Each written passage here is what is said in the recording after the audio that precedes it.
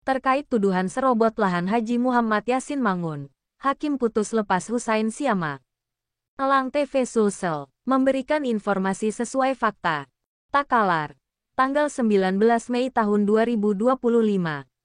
Majelis Hakim Pengadilan Negeri Takalar memutuskan untuk melepaskan Hussein Syama, terdakwa dalam kasus dugaan penyerobotan lahan milik Haji Muhammad Yasin Mangun.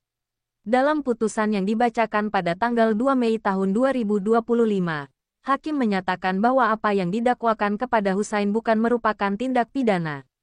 Hussein, yang saat ini menjabat sebagai Kepala Desa Tamalate, dinyatakan bebas dari segala tuntutan hukum dalam perkara tersebut.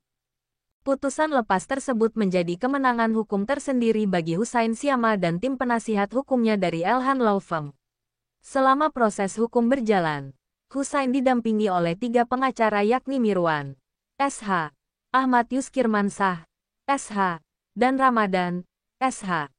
Tim kuasa hukum menyambut baik putusan ini sebagai bentuk keadilan atas tuduhan yang dinilai tidak berdasar hukum pidana.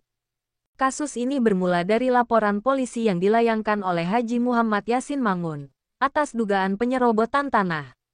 Laporan ini kemudian diproses di Polda Sulawesi Selatan dan berlanjut ke meja hijau di Pengadilan Negeri Takalar dengan register perkara nomor 12 PIT B 2025 PN TKL. Tuduhan tersebut berkaitan dengan sebidang tanah seluas 1,34 hektar di lingkungan Tabaringan, Kelurahan Bontolebang, Kecamatan Galesong Utara, Kabupaten Takalar, Sulawesi Selatan. Menurut Mirwan, SH, salah satu kuasa hukum Hussein, sengketa lahan tersebut seharusnya berada dalam ranah perdata. Ia menjelaskan bahwa memang pernah terjadi transaksi jual-beli tanah antara kliennya dan pelapor seluas 1 hektar, namun transaksi itu belum lunas.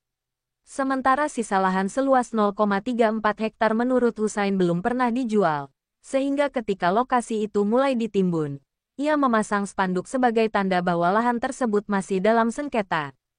Tindakan memasang spanduk itulah yang kemudian dilaporkan oleh Haji Muhammad Yasin Mangun ke Polda Sulsel.